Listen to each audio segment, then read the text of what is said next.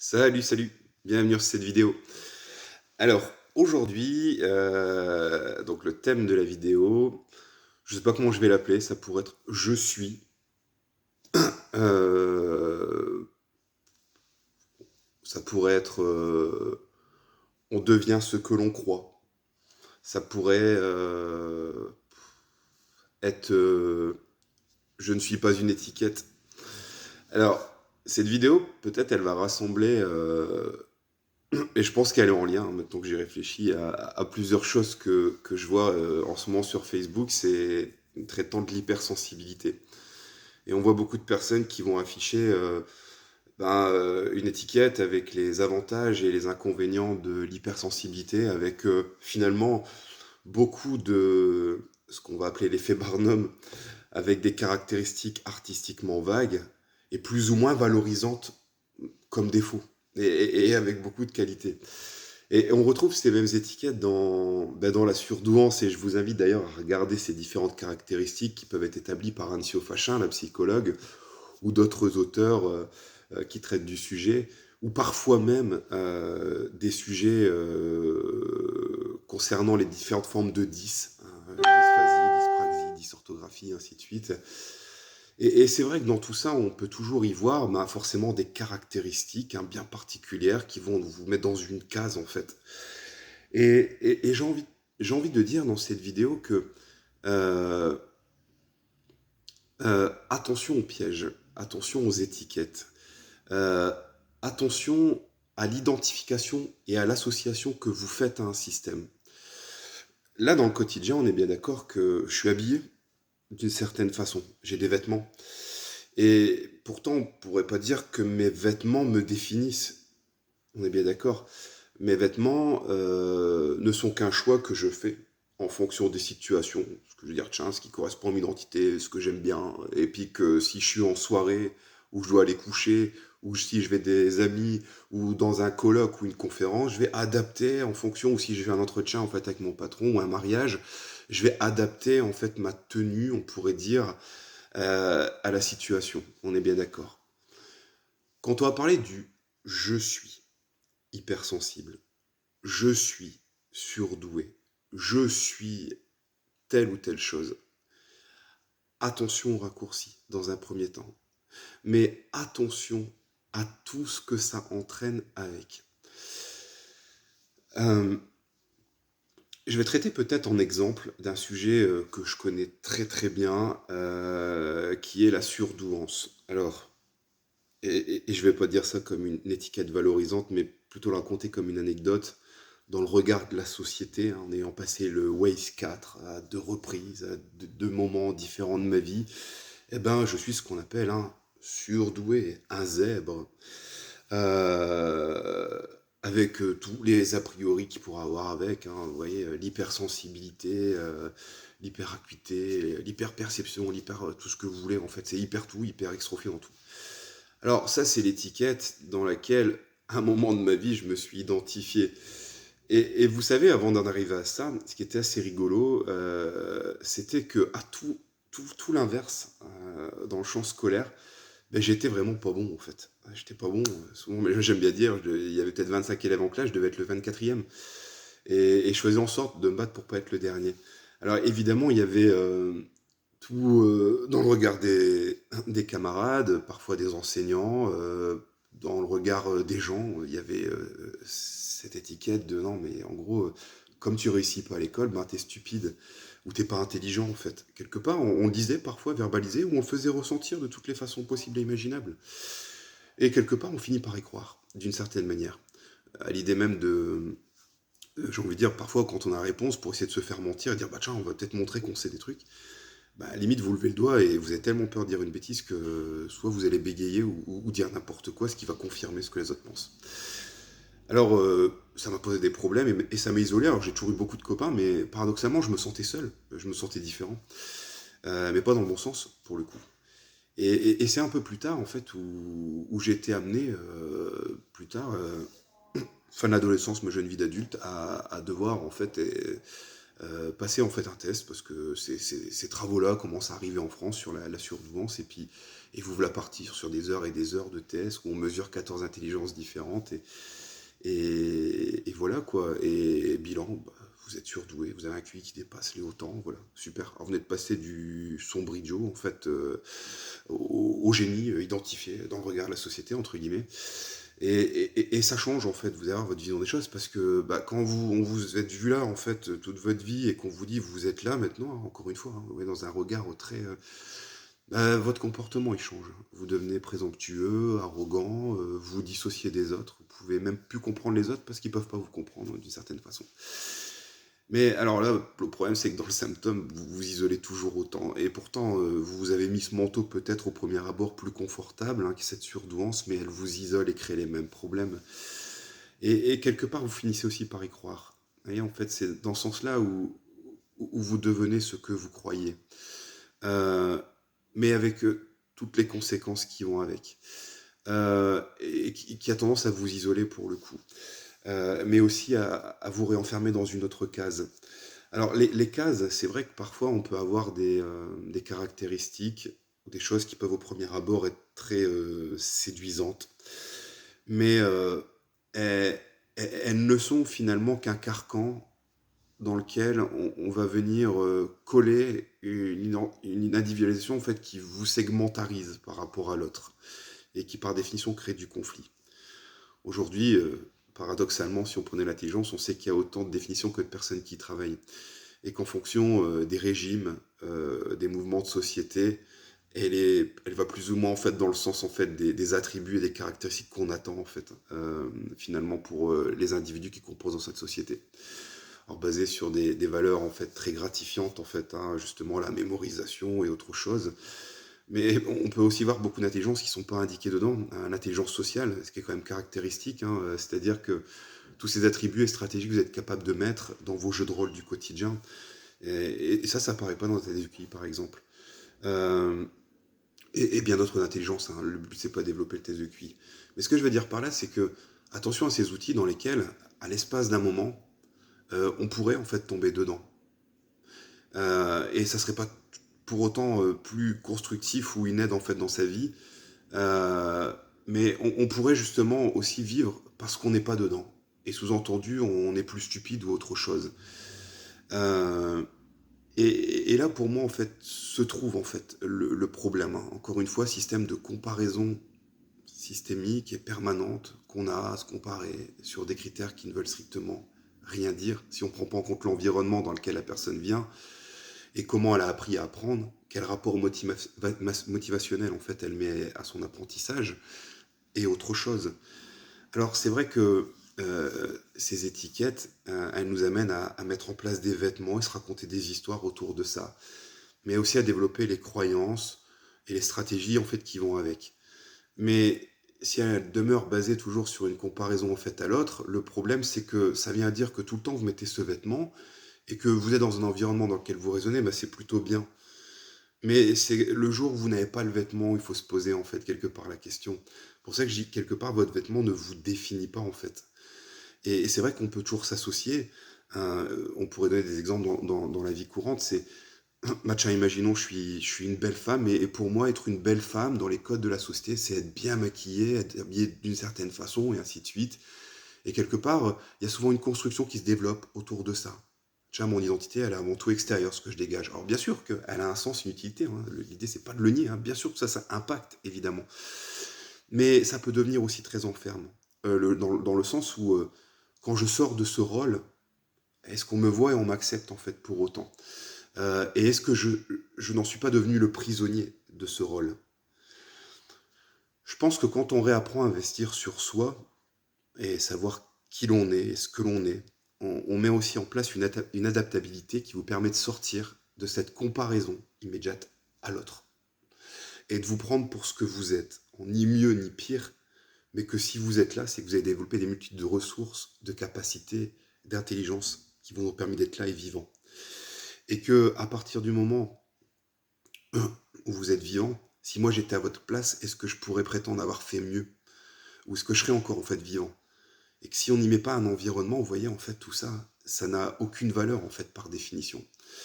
Et, et où je veux en venir, c'est que ces je suis et ces étiquettes ou ces vêtements de vie que l'on met, euh, attention au piège du conformisme qui se trouve derrière.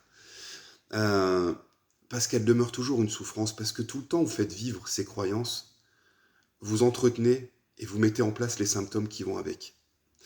Et je pense que dans la réalisation de l'individu, ça se fait pas dans le symptôme, ça se fait en fait dans l'épanouissement. Et toute étiquette qui vient borner à un comparatif, même si on peut comprendre quelque part l'effet et l'intérêt d'une forme de comparaison en fait à l'autre, parce qu'elle n'est pas que négative, mais c'est la façon dont elle est architecturée qui prend son sens. Est-ce qu'elle est basée sur uniquement de la productivité ou l'épanouissement? Et à mes yeux, et c'est vrai que on pourrait évidemment voir que le conformisme nous amène, on avait déjà expliqué, à parfois créer des gens productifs, mais aussi bien conditionnés dans des emballages bien propres, dans leur façon d'être, de penser, de réagir. Voilà.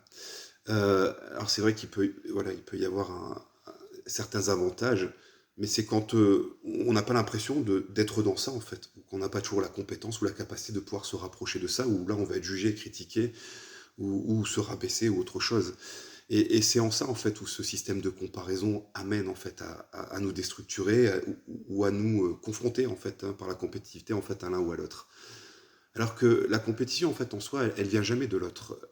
Elle vient d'une votre construction individuelle, en fait, et votre capacité, en fait, à vous améliorer et évoluer, mais dans un sens, à mon sens, de la compréhension aussi de l'autre, pas en opposition. Et c'est pour ça que je vais mettre en garde à ce qu'on pourrait aussi appeler l'effet Barnum. Hein, l'effet Barnum, c'est un langage qui est très utilisé, en fait, aujourd'hui, pour certaines personnes bien habiles, dans la voyance ou dans l'horoscope, par exemple. L'effet Barnum, c'est un langage artistiquement vague, euh, valorisant, dans lequel tout le monde est obligé en fait de s'y reconnaître. Alors j'ai pas réfléchi à un exemple d'effet Barnum, mais si je devais comme ça créer une situation, c'est vous pouvez être quelqu'un de plutôt tolérant en fait, mais il faudrait pas pousser le bouchon trop loin, parce que sans savoir, à un moment ou à un autre, ça pourrait exploser. Alors ici, vous voyez, en fait, alors, je dis ce qui me vient par la tête, c'est que je vais donner un ensemble de caractéristiques euh, tellement vagues et tellement propres à la nature humaine qu'on est obligé de s'identifier dans un premier temps. Mais je vais pouvoir, alors là, c'est peut-être pas été le cas, du coup, je me rappelle même plus de la phrase que je viens de dire, mais parfois avec des caractéristiques qui peuvent être plutôt flatteuses, d'une certaine manière. Alors dedans, en fait, le cerveau, il s'identifie. Ouais, tiens, c'est valorisant. Et il le prend, en fait, comme suggestion et parfois comme vérité. Et encore une fois, ça ne reste qu'une étiquette. Alors dans tout ça, l'effet Barnum, dans ces caractéristiques qu'on va retrouver aujourd'hui avec toutes ces tendances qui sont développées par la psychologie et qui ramènent, croyez-moi, beaucoup de public hein, chez nos amis qui développent ces caractéristiques-là, euh, je dis juste, voilà, faites-y très attention. Moi j'ai le cas, et là ça a été en tant qu'enseignant, beaucoup, c'est ça qui m'a permis de mettre le doigt, c'est l'hyperactivité. L'hyperactivité, oui on peut l'avoir par ses symptômes, hein, clairement, c'est clair. Mais si vous regardez le symptôme sans comprendre ce qui se passe au fond, le symptôme, et si vous dites je vais le guérir par de la Ritaline, c'est peut-être là où commence le problème. Si on ne prend pas en compte la construction de l'enfant, euh, son rapport au rejet qu'il peut avoir, et la façon dont il va exprimer. Alors oui, on pourrait toujours vous dire, il y a tel gène à ce moment-là, hein, je ne sais plus comment il s'appelle, il y en a en particulier, c'est le gène de la mobilité, qui est plus activé. Alors oui, bien sûr, vous allez constater en effet physiologiquement en fait quelque chose. Mais comprenez bien aussi que dans l'épigénétique, un gène, pour la plupart de vos gènes, s'active, se désactive en fonction en fait de l'interaction à l'environnement que vous avez. Dit autrement, moi j'ai jamais tué personne, hein, ou je suis pas du genre en fait à agresser qui que ce soit. Mais je me dis demain changer mon environnement. Alors je sais pas, il y a une condition complètement, je sais pas, un temps de guerre, une pénurie, on peut plus manger à sa faim ou j'en sais rien, ou vous voyez quelqu'un sous vos yeux qui vient se faire tuer de façon injuste. La question c'est à ce moment-là quel comportement j'aurai. Et supposons qu'on peut bien imaginer dans des situations les plus atroces qu'on pourrait être amené peut-être à être amené vers ça. Alors à ce moment-là, on vient de mettre en place toute une batterie, une chimie dans le cerveau, et vous allez aussi activer en fait, vous allez voir en fait au niveau génétique des parties de vous qui d'ordinaire ne sont pas activées. Ce comportement, il est inhérent en fait à vous. C'est ce qui est des comportements anthropologiques et survivalistes qui nous ont permis d'arriver jusque-là. Mais encore une fois, on ne peut pas déconnecter le corps de la pensée et des émotions et aussi surtout de l'interaction que vous avez à l'environnement. Et tout ça, c'est intriqué l'un dans l'autre. On ne peut pas le regarder de façon séparée. Dit que si on regarde un comportement chez un individu euh, sans se mettre à sa place et quel événement il a vécu, comment il a interprété, quelle blessure ça a créé chez lui, et comment, en fonction de l'environnement dans lequel il se trouve, il peut l'exprimer. Alors là, oui, vous y verrez que des symptômes, mais vous allez chercher à gazer ces symptômes ou les atténuer. Pourtant, à aucun moment donné, en fait, on vient ici poser le diagnostic et le problème d'eux. Je vais revenir un petit peu à l'hypersensibilité. Oui, quand vous regardez l'hypersensibilité, ses caractéristiques, et je vous invite à les développer, vous allez voir typiquement et uniquement, comme en grande partie chez le surdoué, pourtant vous allez voir, hein, cette surintellectualisation des choses va revenir toujours à un seul mécanisme fondamental, la peur du rejet. Systématiquement. Vous allez voir quelqu'un qui a expérimenté en fait une blessure de vie liée à une trahison, pas un manque d'amour ou quoi que ce soit, va développer toute cette partie anxiogène s'appelle le stress, qui va lui permettre d'anticiper un maximum de situations pour éviter de retomber dans ça, Mais vous allez voir aussi toute la chimie et votre façon dont vous allez porter votre regard, mais aussi les mécanismes de défense qui ont avec, va créer un système hyper amplifié en fait au danger, systématiquement. Mais avec du coup toute l'hypersensibilité qui va derrière. Alors pourquoi je dis ça? Parce que l'idée en fait dans tout ça, c'est, vous voyez, c'est que dans toutes ces choses que j'entends, on y met un déterminisme un peu génétique. À la limite, je suis comme ça, je suis né comme ça. Et c'est ainsi. Ouais, c'est tirage au sort, en fait. Hein. Vous avez eu un billet de loto, vous êtes comme ça. Alors, tant mieux si vous êtes dans le bon côté de la société, tant pis si vous êtes dans l'inverse. Hein. D'accord? Et je trouve ça très injuste de le penser comme ça. Parce que, on pourrait voir ces choses, parfois plus ou moins négativement, comme une fatalité. Là où si on ne prend pas en compte l'environnement et la construction, et justement dans la thérapie comportementale, qu'on va venir apaiser certaines blessures, et on verra ces caractéristiques s'effondrer, c'est là où la théorie, en fait, elle tient plus la route, en fait. C'est quand vous voyez que finalement, vous comprenez que la réaction à l'histoire de vie qu'on se raconte, qu'on a vécue, et ce qu'on finit par y croire et mettre en place, oui, impacte considérablement l'ensemble des comportements et comment la physiologie, en fait, réagit à tout ça. Bref, tout un effet domino, une causalité qui vous ramène toujours à revivre dans une forme différente ces blessures dans vos relations ou ainsi de suite.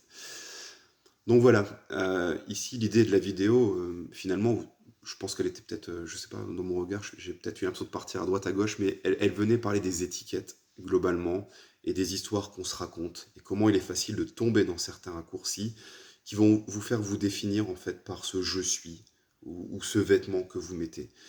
Mais que ce vêtement, par définition, il sera toujours aliénant à partir du moment où vous estimez qu'il vous définit. Parce que vous allez continuer à vous raconter l'histoire qui va entretenir l'ensemble de ces modèles, mais aussi la mécanicité qui va derrière. Mais quand on arrive finalement à modifier certaines croyances, représentations, on donne un regard sur le monde plus ouvert, alors à ce moment-là, on n'est plus dans un jugement ou une comparaison à l'autre, on commence à être dans une compréhension en fait de l'autre. On n'est plus en train de vouloir s'opposer ou se battre contre l'autre. On comprend que l'autre n'est qu'un miroir et un reflet de nos peurs et de nos désirs. Et que lui-même, derrière tout ça, derrière les blessures qu'il y a pu y avoir, il y a avant tout eu un être qui a souffert et qui a mis en place, en fonction de ses possibilités, en fait, un ensemble de stratégies. Et qui dit souffrance dit amour. Parce que sans amour, il n'y a pas de souffrance. Alors évidemment, ça donne un prisme tout autre de la réalité. Et elle nous montre en effet que chaque individu, dans ce qu'on dit et ce qu'on fait, c'est interprété, ressenti, traduit. Et que forcément derrière, il y a adaptation en fait à tout ça. Alors on pourrait toujours y regarder des symptômes et c'est très très bien. Mais ces symptômes, si on ne regarde pas le lien et l'intrication avec l'histoire de la personne, on ne les comprend pas. Et à ce moment-là, on va faire des erreurs en fait où on veut systématiquement se placer pour pouvoir construire, par le biais de notre ego, une certaine forme de spécificité, d'individualité, ainsi de suite, mais qui nous déconnecte en fait à l'autre. Et évidemment, ça se répercute dans notre rapport de parent-enfant, de conjoint-conjoint, dans la relation à l'autre avec nos amis, ainsi de suite, dans le monde de l'école.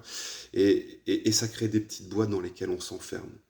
Alors, dans les faits, si vous êtes à l'aise avec cette petite boîte, j'ai envie de vous dire, gardez-la.